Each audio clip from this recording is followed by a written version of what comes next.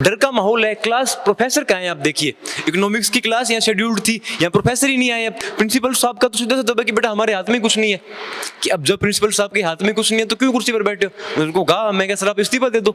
VC office के madam पे जाते हैं 20 लोग इकट्ठे होकर, मैडम हमसे पहले तो पुलिस बुला लेती है। कोई एक आधा रूम छोड़ दे तो लगभग रूम की यही हालत है, सीलन आ रखी है, पपड़ियां गिर रही है, और वॉशरूम जो है उसकी छत का तो कोई अंदाजा नहीं कि कब गिर जाए छत। घर वालों के पास इतनी संसाधन सुविधाएं नहीं थी कि इनको बड़े प्राइवेट कॉलेजों में पढ़ा लें, तो आज ये बच्चे यहाँ हैं। तो इन बच्चों की यहाँ सूद लेने के लिए, इन बच्चों की पूछने के लिए यहाँ कौन है? झालावाड़ स्कूल हादसा, इस हादसे ने राजस्थान को पूरी तरह से झकझोर कर दिया। एक ऐसा हादसा जो सरकार के सिस्टम पर सवाल खड़े करता है। इस हादसे ने राजस्थान के कई उन विश्वविद्यालय, उन स्कूलों की तस्वीरें साफ कर दी है जो विश्वविद्यालय जर्जर है। अभी मैं पहुंचा हूँ राजस्थान विश्वविद्यालय, जहाँ पर मैं भी कैंपस में खड़ा हूँ, और अब मैं आपको दिखाता हूँ वो तस्वीरें जहाँ सीलन से या तो बिल्डिंग उखड़ गई है या उसमें दरारें हैं। धीरे धीरे मैं आपको दिखाता हूँ। सबसे पहले इस पिलर पे आप देखिए, दरारें चल रही है। इस पर पहले सीमेंट का लिपा लगाकर कलर कर दिया है और इसमें दरारें अभी भी है। मैं क्लास में देखते हैं आप, तो आप देख पा रहे हैं तस्वीरों में सीधा सा है सीलन आकर और सरिये निकल रहे हैं। इसी कमरे में बच्चों की क्लास चलती है। अब आप अंदाजा लगाइए, जब क्लास चल रही हो और ऊपर से सीलन टूट के बच्चे पे गिर गई तो क्या हो सकता है? पूरी तरह से प्रशासन का फॉल्ट है। प्रशासन आंखों पे पट्टी बांधे। सबसे बड़ी बात, वीसी और राजस्थान सरकार में बैठे मंत्री, एमएलए और अधिकारी पूरी तरह से आंखों पर पट्टी बांधे हैं। राजस्थान के सबसे बड़े विश्वविद्यालय की ये हालत है। तस्वीरों में एक बार फिर पुनः मैं दिखाना चाहूँगा आपको। सीलन की वजह से सरिये निकल गए हैं और मसाला गिर चुका है। एक जगह नहीं है, अभी हम आपको और बहुत कुछ दिखाएंगे। इससे पहले क्लास में बैठे बच्चों से मैं बात कर लेता हूँ एक बार, आखिर कैसे इस क्लास में बैठ के क्लास लेते हैं, क्या टीचर को नहीं पता होता है? जी, क्या नाम है? सब आदित्य स्याग नाम है मेरा, और राजस्थान महाविद्यालय का मैं 3rd ईयर का नियमित छात्र हूँ। जैसे सबसे पहले तो मैं आपका बहुत बहुत धन्यवाद व्यक्त करता हूँ कि हमारे महाविद्यालय की जो ये की बड़ी समस्या है, इसके ऊपर आपने ध्यान केंद्रित किया और अपने दर्शकों को दिखाने का निर्णय लिया। जैसे कि आपने देखा कि वॉशरूम में 24 नंबर रूम में, इस रूम में कोई एक आधा रूम छोड़ दे तो लगभग रूम की यही हालत है, सीलन आ रखी है, पपड़ियां गिर रही है, और वॉशरूम जो है उसकी छत का तो कोई अंदाजा नहीं कि कब गिर जाए छत। छात्र अगर कोई वॉशरूम जा रहा है तो मतलब उनको रिस्क है इस चीज का कि कब उनके ऊपर छत गिर जाए। थोड़े दिन पहले ही अपने राजस्थान में झालावाड़ में ऐसी घटना हुई है, जहाँ एक राजकीय माध्यमिक महाविद्यालय में एक छात्रों के ऊपर छत गिरने के कारण 3 से 4 बच्चों की मौत हो गई।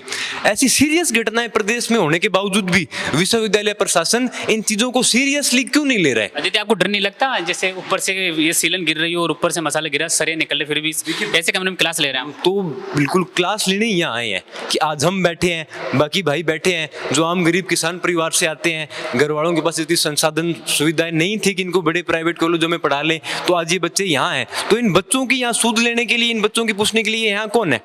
कि आज हम बैठे हैं, हम लगातार संघर्षरत है। थोड़ी देर पहले हम क्लास में बैठे थे, वाइस प्रिंसिपल सर आए, किस प्रकार से उन्होंने छात्रों के साथ बदतमीजी की वो आपने देखा। छात्रों की मांग नहीं मानी जा रही, वीसी प्रिंसिपल छात्रों से मिलते नहीं है, समस्या के समाधान नहीं होते हैं। हम तो बैठे हैं कि अगर ये एक छत के नीचे हमारे दबने से अगर काम हो, बाकी बच्चे अगर बच जाएं तो हम तो नीचे बैठने के लिए। जब टीचर क्लास लेने आता है तो टीचर को दिखता नहीं है? देखिए, टीचर्स को बिल्कुल दिखता है। टीचर्स आज आप देखिए यहाँ इस महाविद्यालय में भी क्लास बह के माहौल में आप क्लास ले रहे हैं। बिल्कुल डर का माहौल है। क्लास प्रोफेसर कहाँ है? आप देखिए, इकोनॉमिक्स की क्लास यहाँ शेड्यूल्ड थी, यहाँ प्रोफेसर ही नहीं आए अब तक।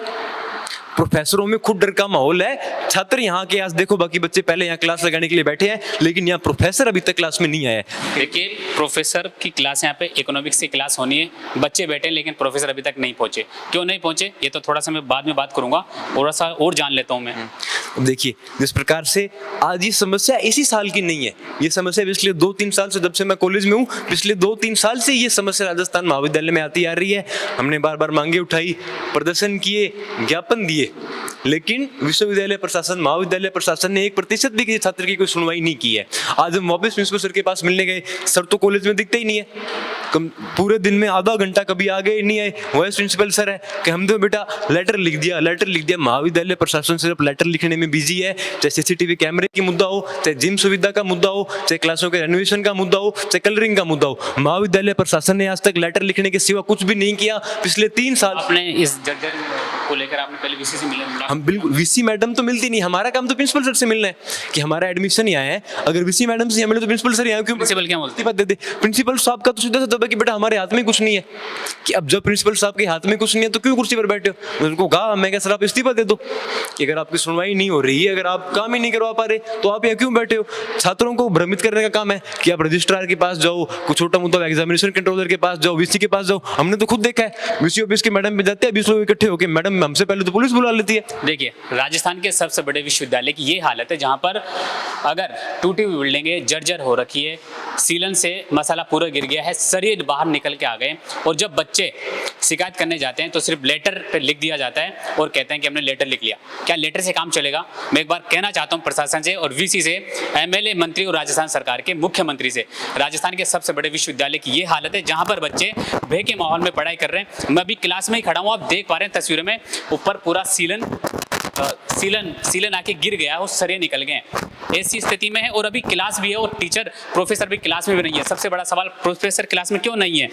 उनको क्लास में आना चाहिए। बच्चे जब डर के माहौल में बैठे तो उनको भी बच्चों को पढ़ाना चाहिए, आखिर क्यों नहीं आ पा रहे? मैं थोड़ा सा और जानने की कोशिश। आदित्य, कब से आप ये देख पा रहे हैं, कब से टूटा पड़ा ये? देखिए, पिछले 2 सालों से राकेश जी मैं ये चीज देखता आ रहा हूँ कि राजस्थान महाविद्यालय में छतों की मरम्मत का काम होना है, दीवारों का काम होना है।